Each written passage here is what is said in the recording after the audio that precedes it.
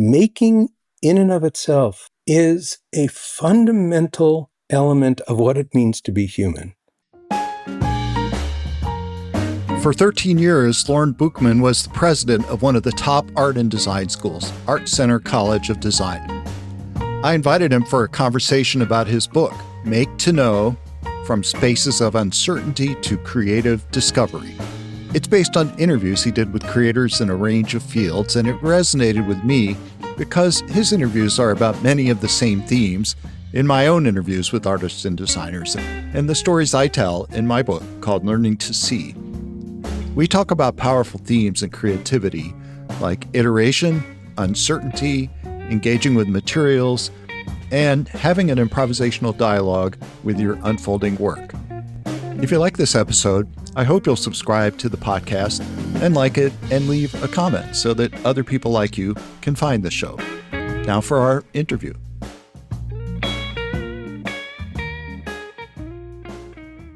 Lorne, thank you so much for joining me today. Delighted to be here, Keith. I'm really excited to talk to you because of your book, Make to Know, your 2021 book, and I want to talk about that a lot.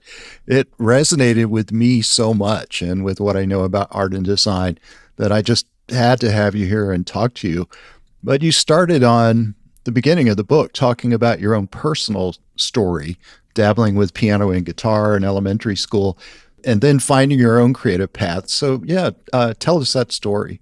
Well, I always had, as a child, I think, a very primitive sense of what creativity was, and it had all to do with genius and kind of supreme talent. And if you didn't have that, you weren't going to be very creative, or you weren't going to be able to do things that were very interesting. And so I never considered myself to be much of an artist or very creative in any kind of way. But there were certain things that I did that kind of gave me early cues to what it was very much later in my life I kind of was able to call Make to Know. And that is, playing guitar, getting involved in certain kinds of things, but like being inferior in that. But then there was one thing I remember from elementary school, and that was kind of being in theater productions or little scenes or doing plays. And I had some kind of knack for that. And at the time I thought, it's just I'm good at memorization, or I'm good at being dramatic in a certain kind of way when I'm in the context of performance. But to kind of cut to the chase, what I think was happening were the very early stages of there's something that stimulated me in the making of performance. There's something that energized me in being on stage that allowed me to discover something while I was doing it. And that's why I connected to it in such a excited way. And those were just kind of early reflections that then led to college days when I was taking a directing class in the theater. And first of all, the teacher was quite enlightened and really had this attitude that if you want to learn how to direct, then, jump in the deep end and learn how to direct. And part of Make to Know and part of who I am and part of this kind of personal connection to it is that I am very much a deep end learner. Throw me in and I figure it out. Learning the rules of the game before I actually play it, I'm not as good at. And I think a lot of us can relate to that. And so we were assigned to do a short one act or do an extended scene. And I did this Chekhov comedy romp called The Boor. And honestly, Keith, I had no idea what I was doing. I mean, I knew I had to schedule the first rehearsal and I knew I had to cast it. But after that, I had no idea what I was doing. And I was quite terrified. And I read books and I talked to people and I tried to learn the rules before I played the game. And nothing was really clicking for me. And there was something about that first rehearsal that became such a kind of primal moment for me, because there I was in rehearsal with real actors, real text, real language, and something happened to me. I began to enter a process where I learned and I discovered and I was able to attach to certain things and I was able to shape certain things. And with real people in real space, speaking real language, engaging in real human emotional connection, all of that I became creatively engaged with it, and I discovered and learned through it. And that was the very early stages of beginning to define what make to know is. That having a vision, and the classic notion that Michelangelo sees the angel in the stone and then carves away until he sets it free, that's what I thought it was all about. It was about vision and genius. And what I realized for me anyway, and then later for a lot of artists, is that the discovering is not so much a kind of visionary notion as much as it is a making notion. That in the process of the making, one discovers, and only by engaging in that way can we really find our way to discovering what we want to create. I find fascinating when a novelist says, in the spirit of what I was just talking about, the characters told me, I created a shell of a character, and then the characters told me what they wanted to say. Right, right. I find equally fascinating Alexander Calder saying, I think in wire, that there's something about engaging with material and the making of material that then helps him to discover or think. Or that wonderful line that Umberto Eco has in Postscript to the Name of the Rose when he says, I didn't know Jorge was the murderer until I put him in the library. That there's something about the process of the doing it that fascinates me, that I'm fascinated in what the making process reveals, all in contrast to the paradigm of Michelangelo that I carried so intensely as a child. I'm fascinated by that background, and I wanted to delve into it further because such an important theme in your book is improvisation, of the uncertainty of the process. And you're describing theater, which some people might think of as it's scripted. So there's not so much improvisation, but you're describing the role of being director. Would you say there's an improvisational aspect to it? I mean, I actually think there's an improvisational aspect to everything in life, but I'll not get into everything in life at the moment. Certainly in the theater, there's constantly going to be improvisational work done. Even as scripted as it may be, you're always creating discovery. You're with different people in a different group, in a different cast, in a different director, a different time. Everything is going to be operating in ways that there's a lot of room for actually the breeze to blow through what seems fixed and buttoned down. Shakespeare is interesting to us over 400 years later because generation after generation after generation has engaged with the play, has created a production. There's no one way to do it. Each has to make it relevant to its own. Each has to go through a process of discovery with it, of rehearsal with it, of making that play, that Hamlet, that Lear, and making it relevant and alive for what that moment is. And so there is an improvisational aspect into finding what that is going forward. Let me spend a minute on improvisation itself. Improvisation is a great metaphor for it is make to know. Because the great thing about improvisation, or the thing about improvisation, is that it is at once the creation and the product at the same moment.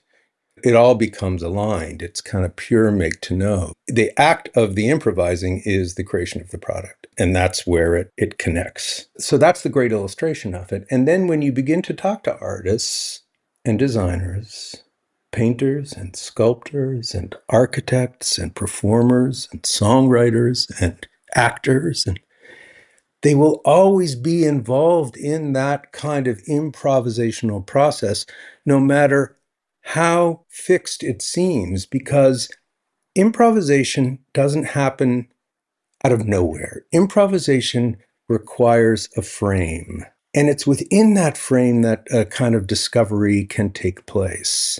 If it's just empty and nothing, then you can't imagine improvisation. Miles Davis improvises, but he riffs off a frame of, say, a Gershwin tune of Summertime, right? And that's the frame he uses. And then he goes into his brilliant kind of discovery, his brilliant kind of music making to know the product that he is going to produce in his activity. And the Miles Davis or Keith Jarrett, the whole musical side of this is so fascinating too with improvisation, right? The concert at Cologne was one of the greatest concerts ever created. It's one of the best-selling album that came out of Keith Jarrett's work. And he talks about this. He had no clue what he was going to do when he sat down. But the point about Miles Davis or Keith Jarrett that I want to make is improvisation requires an incredible amount of skill. And one of the misunderstandings about Make to Know is that people kind of will, sometimes think I'm just saying, oh, it's all, you build a plane as you fly, you just make it, it's kind of shooting from the hip or whatever the case may be. But that's not at all what it's about. It's a complete misunderstanding, because the greater the skill actually is the greater the artistic freedom. The greater the skill, the discipline that somebody has honed, the education that they've built, the ways in which they have really tried to create a kind of skillfulness behind their creativity, that paradoxically, I suppose, in one sense, frees them to the discovery, frees them to find their way to it. And when Keith Jarrett did that, he sat down and he talks about this. He had no clue what he was going to do, but he let it come. And he improvised the whole concert. And he discovered we all discovered what it was going to be as it was made. And that produced one of the greatest moments in music that we know. You've given two wonderful examples of Miles Davis and Keith Jarrett, and I'm a jazz pianist, and I listen to those over and over again. And improvisation, you have them both in your book, but you also talk about the improvisational nature of the process of making, if it's design or Apple software. So the making process itself could be improvisational. Yeah. So what do you mean by that? Well, what I mean by that is that, and some of the artists and designers that I interview actually say this, that there's almost, most of them say it anyway, there's no creating without some level of improvisation. That you are always going to try to find what's alive in the moment from the context in which you are engaging with whatever it is that you're doing. That really, you can substitute that kind of what making reveals, which is what my book is so much about, with the word improvisation. If making and improvisation are really one and the same in a lot of ways, then what comes from that?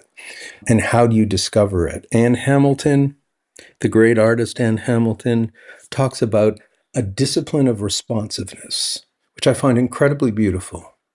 That's what we're doing. We engage in the making, we engage in the improvisational.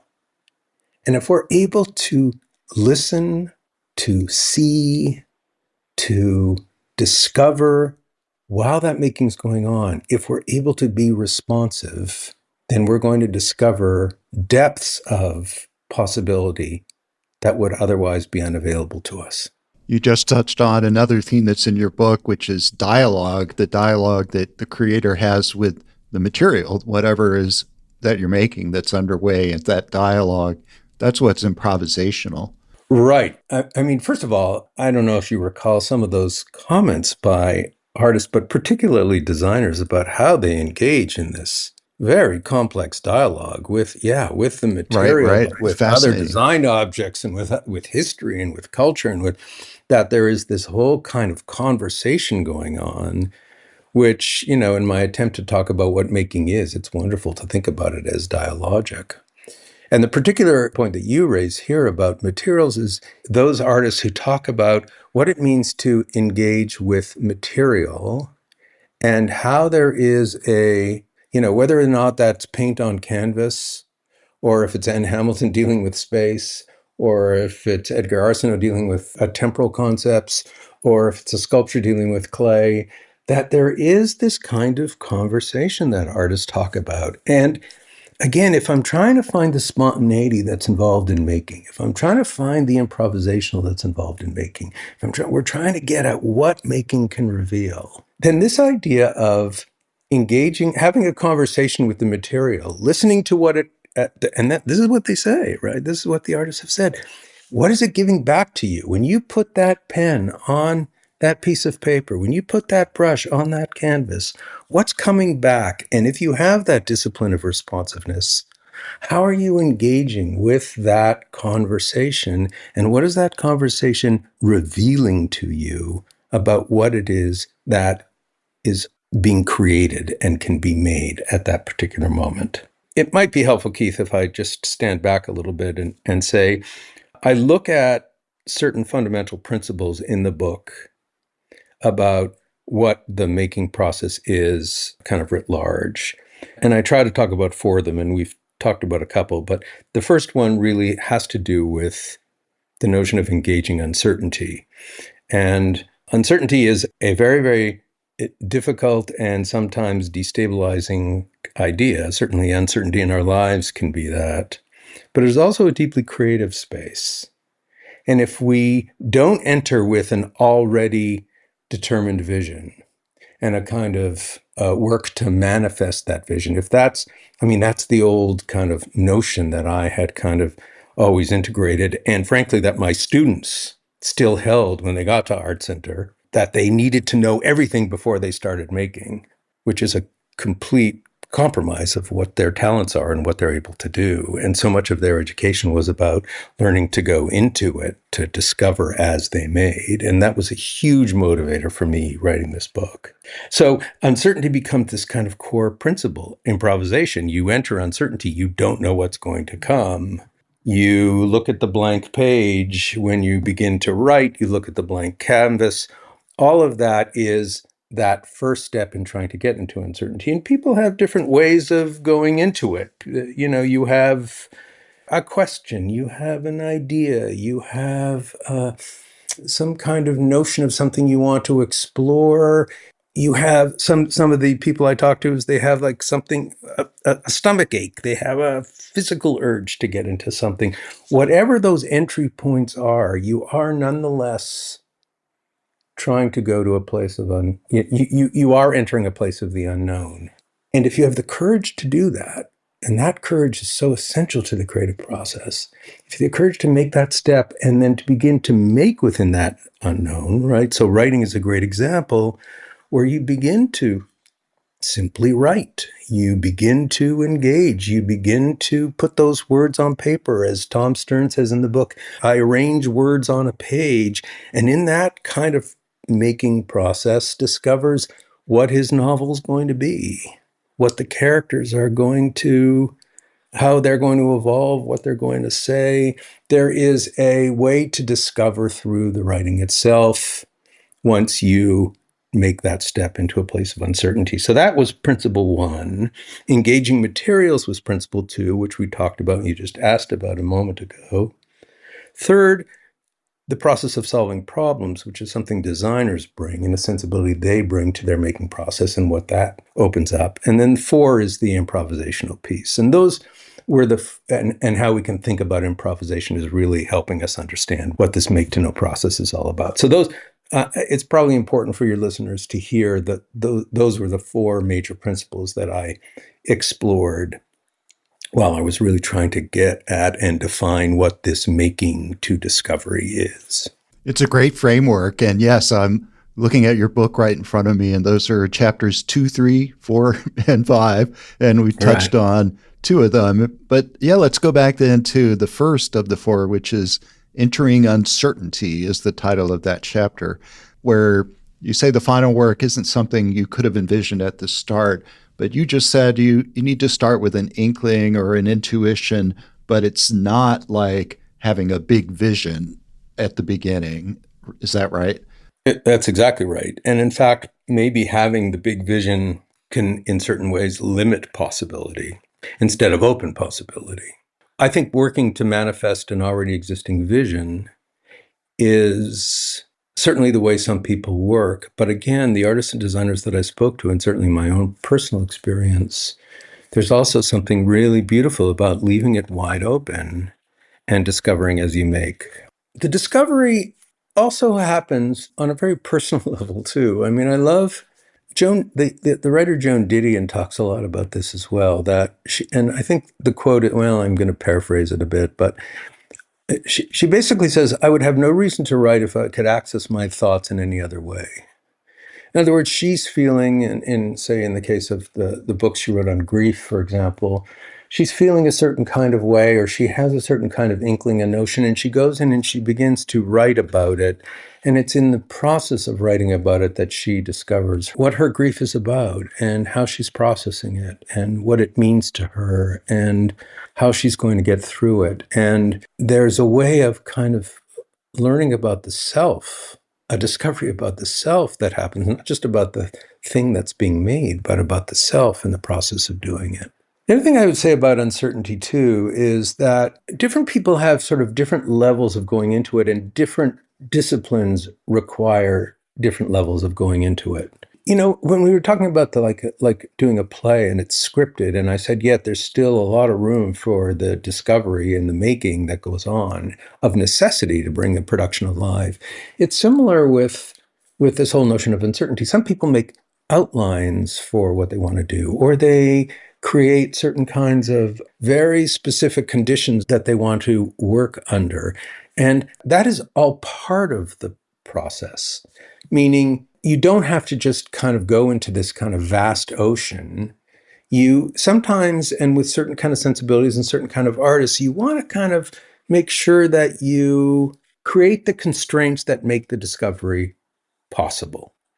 And a great principle that comes out of this is you can't really will discovery. What you can do is you can make the conditions for that discovery to happen, for that discovery to occur.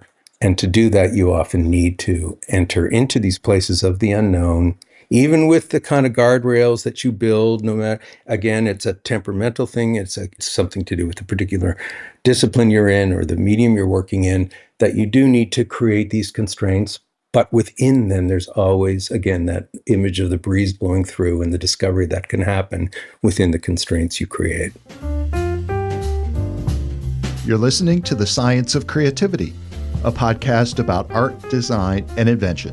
If you're enjoying the episode, I hope you'll subscribe to the podcast and rate the show and leave a comment, because it helps people like you find the show.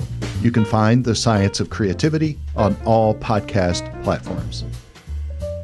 That's fascinating. And in this chapter, you tell a story, an interview you did with a film artist named Diana Thader, and she uses the term structured spontaneity. Yeah. Right, exactly. That's exactly what I'm talking about. Yeah, Diana's work is exactly that. She creates a lot of structure around it. But it's the momentary discoveries in her filming of these incredible animals, or of these natural occurrences. It's something about you create the condition, and then, as Rebecca Mendes says, you wait for that moment to happen. And that too is creative engagement. I'll confess something to you at this particular moment that, it's very interesting for me to engage in this conversation now, given that, I was on a lot of podcasts and a lot of interviews when the book first came out. Now it's been a few years. And so I was wondering what would surface for me in this conversation. And I will tell you that I was early on very hesitant to say, well, make to know is part of everything. I mean, there's always going to be some element of it. And I would always kind of give some space to saying, some people just don't work that way, and that's fine. And this is just another angle or another way to understand the creative process.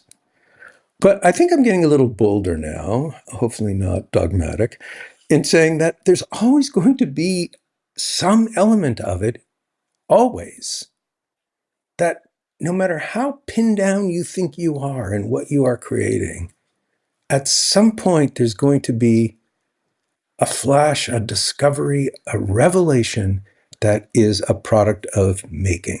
And I think I'm going to stick to that, though you may argue otherwise. But I feel like I've become a little more courageous where that's concerned.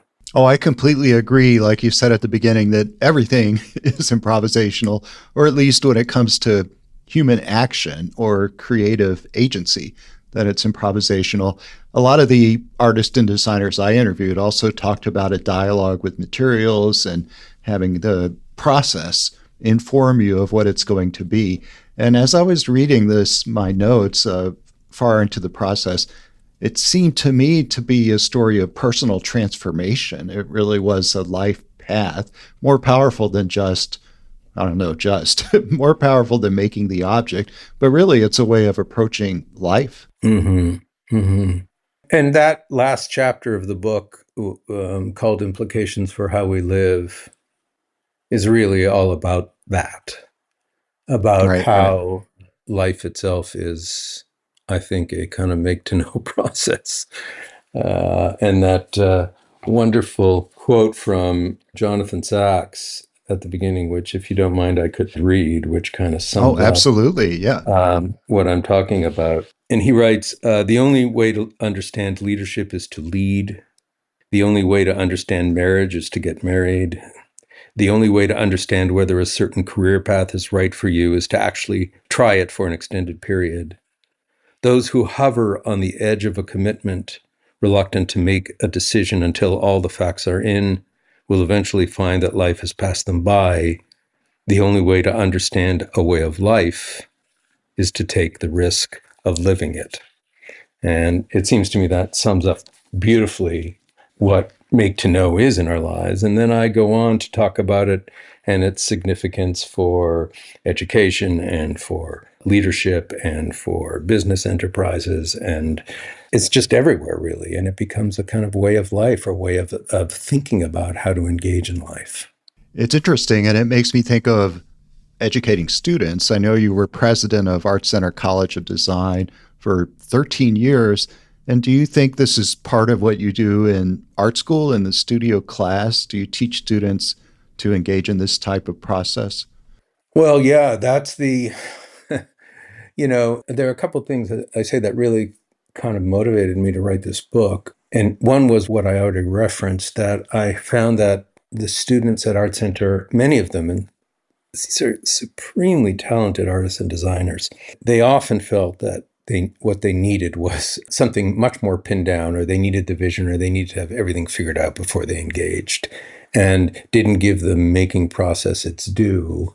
And so learning to relax that notion and enter into a making process to discover is, I think, a hugely important educational principle. But I would say that on a curricular level, what's brilliant about a school like Art Center and many independent art and design colleges, across the country, is that really it is a process of deep end learning.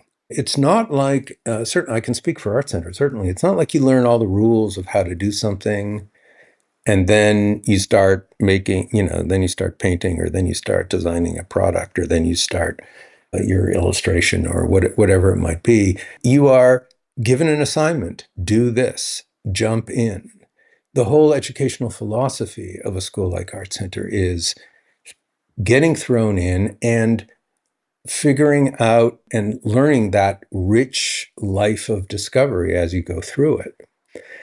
Now, let me say, too, simultaneously, you're learning skill, you're learning discipline, you're learning good habits of making, that, as we talked about with Keith Jarrett, that there is a profoundly important relationship between skill building, discipline, knowing your particular medium, that there's a profound relationship between that and that discovery process and the making process.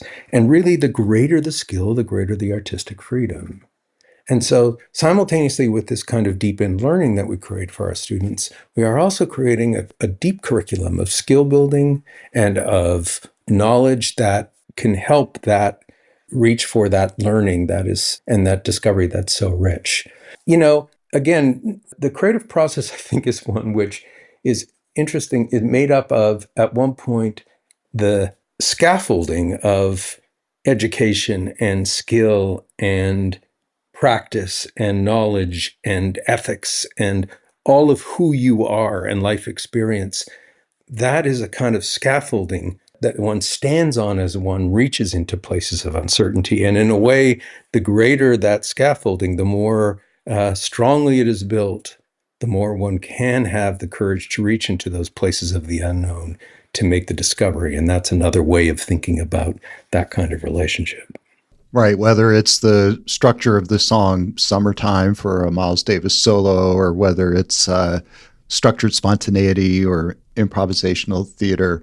Are these things that you find that creators, do they create these structures for themselves to guide their own process? Well, sometimes, and sometimes it's really the responsibility of those who are educating them to help them create that scaffolding. To your point about what the art school does, I mean, I think it's a really interesting way to think about art school as at once creating the kind of skill and discipline, that scaffolding that they need to understand, and a courage to enter a place of uncertainty. With Miles Davis, it's just another way of thinking about what improvisation or what a making process needs. And in some ways, it needs structure. It needs a frame. In the case of what we're talking about with Gershwin, you can argue that frame is made by that particular melody on which he riffs, right? But there are artists and designers in the book, you'll recall, who talk about, well, the frame emerges as I'm creating it. So when novelists talk about this a lot, right? That as they're doing the writing, they discover something about what the plot might be about or how it might be organized, and a frame begins to develop. Or some of the improvisational musicians I talk to begin with something and then listen for something beautiful or something that works, something they want to go back to. And as they're creating, the frame also comes forward, and then that deepens that making process and gives them a context in which to explore. So all of this requires a frame. Some are very wide, some are very vast, and some can get narrower and narrower and narrower, but there's always a frame in which they are engaging in that creative process, if you follow what I'm saying. Oh, I like that. Absolutely. It's not always the case that the structure comes in advance. So I'm thinking about improvisational theater where actors start on stage. They don't have an outline or a structure of the performance. They don't know what's going to happen in second one or second five. But after a few seconds in, they've already created a dramatic frame that guides the rest of the Yes, improvisation. exactly right. And then you're talking about the role of the professors in an art school, and that's in your last chapter, chapter 6, and you describe these project-based studio assignments. And it seems like a key feature of those is that the instructor provides the constraints because, like you say, the students they're not comfortable with uncertainty or ambiguity. Is that how you'd put it? Well, it's so interesting. Yeah, for sure they're not comfortable with uncertainty and ambiguity. Few of us are, and yet there is something vital about it for us to go into it and find it. So, it's not like I miss the human instinct or aversion to going into places that seem completely scary and uncertain and unknown. But it's also just, being able to do that and the joy of discovering within it. Again, encouraged by developing courage with the skills and experience that you develop, that scaffolding I talk about. But constraints operate in another really interesting way. And this was absolutely a discovery of my conversations with artists and designers, and particularly designers in this case, that I never really understood completely. How many designers talk about, give me the constraints of the project and I will be able to make the discovery. In other words, constraints are a kind of stimulus to creativity. When I say it now, I mean, it sounds almost obvious, but I didn't really think about it that way. Or the examples in the book of how that operates and how those constraints actually are, again, this kind of stimuli to a discovery process was really, really fascinating to me. So on the educational level, I think we're also trying to do that too, that in an assignment that a student is given, and again, this kind of deep end learning that happens, I don't think it's just, go in and make whatever. It is, here is in a design, here is a situation, here is a need, here is a user experience, here is a budget, here are all these various different constraints. Your job is to create X.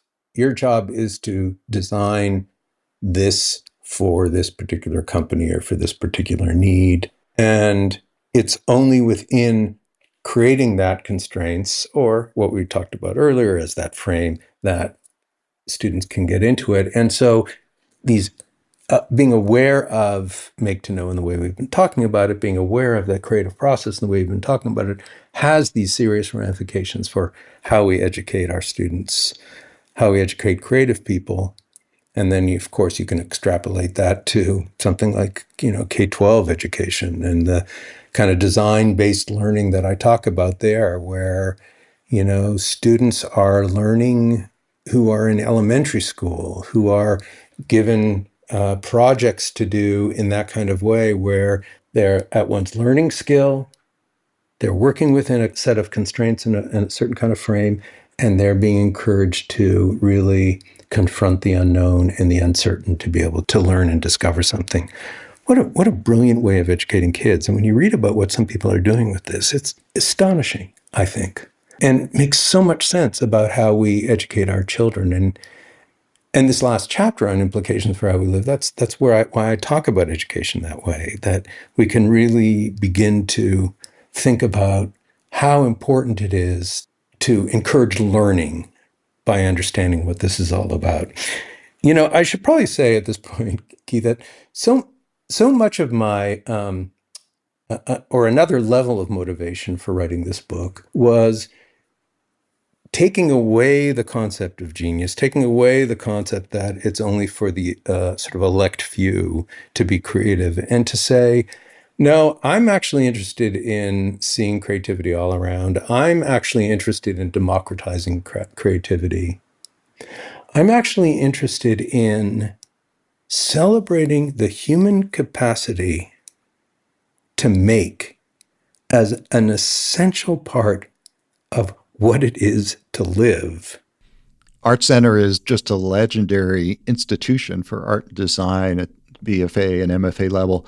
But do you think there are any implications for younger students, K through 12? I think there are huge implications for that. It's one of the things I talk about in that last chapter as well. And that is a way of approaching the education of students, young students, elementary school students, or high school students, with this very notion in mind of what it means to engage them in a kind of creative attitude toward their learning. The design-based learning projects that I talk about, where students are, read a Hawthorne novel, read The Scarlet Letter, and be thrown into this kind of creative engagement with it, of these makings of these cities that they create and these models that they create, and how the making then reflects upon and opens up a kind of literary analysis of what the book is about, that their kind of creative making becomes this essential element of what the learning process can be about. It's not just engaging with words on a page or a kind of drier way of thinking about what a reading process is, but matching that with a making process can yield astonishing results for these students. And reading about the work of design-based learning, I think is amazing, and very much in the spirit of what I was just saying about art center students who are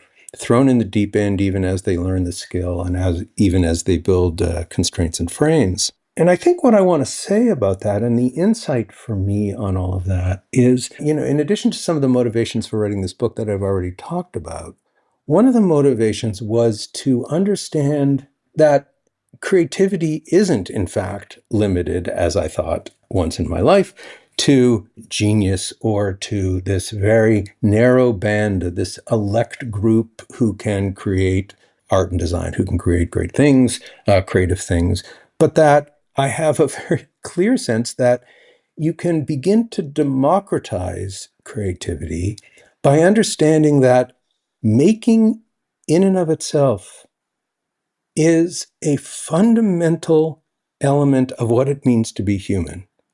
It's a fundamental element of who we are and how we think and how we engage. And to bring that out allows us to kind of discover and celebrate a capacity to find the world, to engage with the world, to reveal experience in a way that is profound and is, again, so fundamentally human.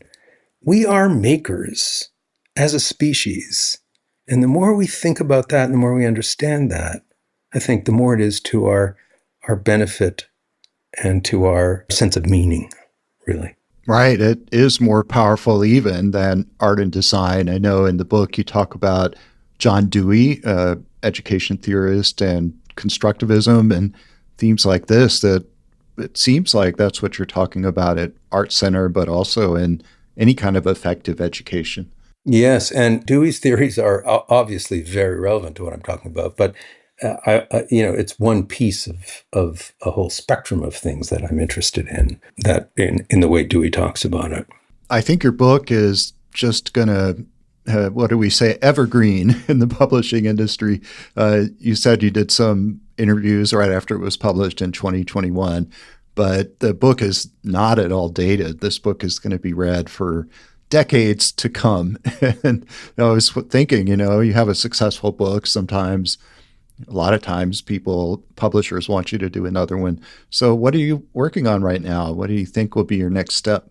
Well, it's interesting. I have a idea of a book that I'd like to explore, a kind of next book that certainly is touches on the make to know experience and has to do really with how we navigate the ambiguity of our lives and the kind of the gray spaces of our lives. And it's a huge topic, I understand, but I've always been struck by how, the greatest books I've read, the greatest plays I know, the greatest paintings I engage with, it all kind of puts human experience squarely in a gray zone, and it's very difficult to.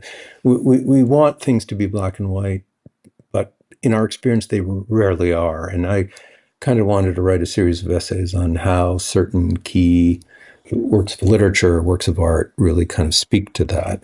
And, as I was going through that, I realized that, I wasn't going as deep as I really wanted to. And there were two things that were calling me. One was really to study ancient wisdom in a way to help me understand that, because this, of course, has been something that humanity has been wrestling with for a really long time.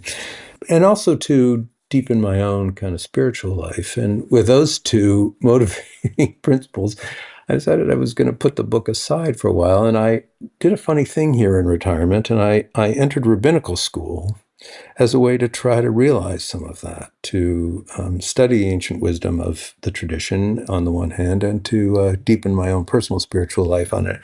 In another way, I don't think I so much have ambitions as a career at this stage of my life to be a rabbi, as much as I really wanted to swim in those waters, to try to understand that world, to try to get at certain kinds of principles of what an ancient tradition teaches that I think is entirely relevant to what's going on today and to the kinds of challenges we face. There's a perspective about that world that I think is really important to learn. And so I am doing that. And hopefully that will provide the foundation for me to write this next book, or just kind of deepen my life in another way and send me in a new direction.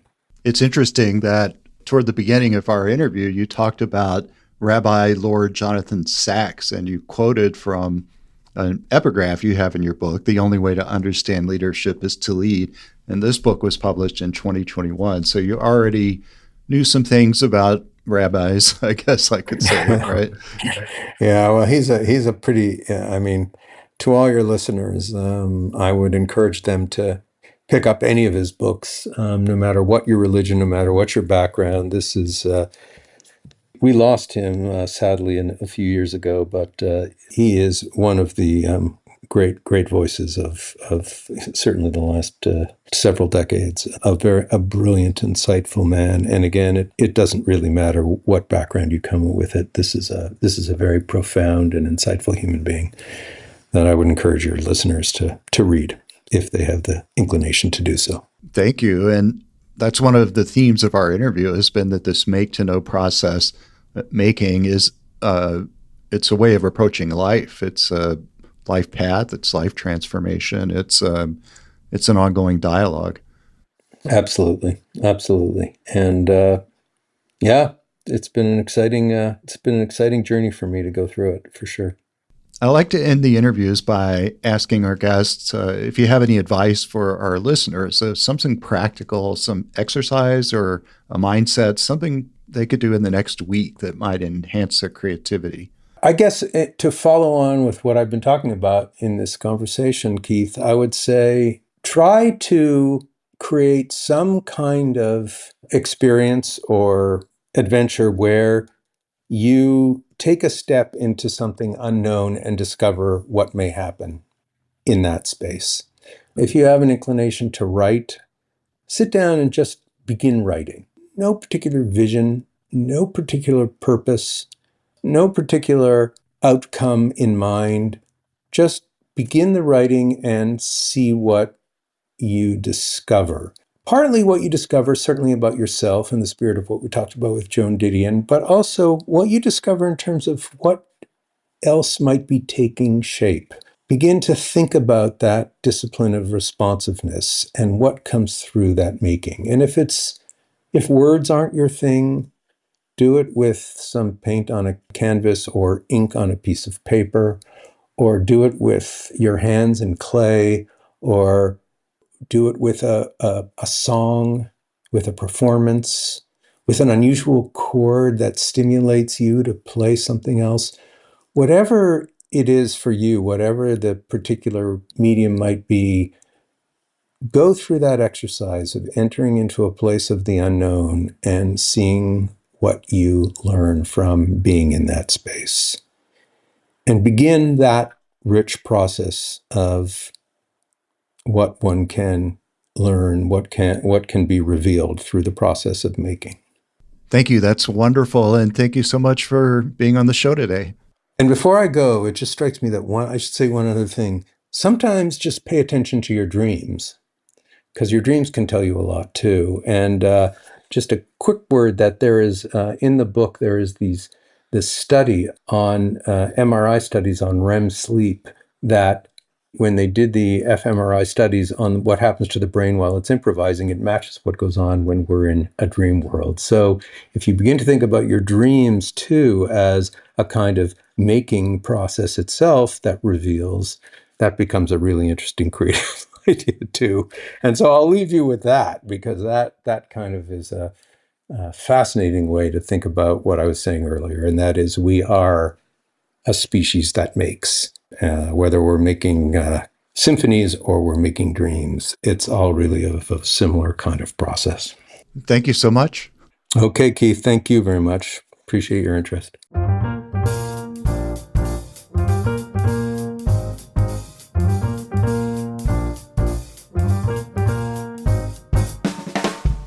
I think that Lorne and I could have kept talking for hours because, like he said in his interview, when we talk about art and design at this kind of deep level, we're really talking about a way of life. As he put it, making is thinking. And in a very real way, all of life is improvisational. Please check out his book, Make to Know, and you can find the information in the episode notes.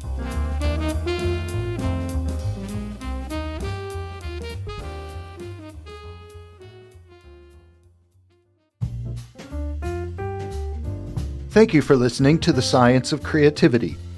If you liked this episode, I hope you'll subscribe to the podcast, and please rate the show because that helps others like you hear about the show. Please write in the comments if you have requests or ideas for future episodes. I'll see you next time on The Science of Creativity for insights and inspiration about art, design, and invention.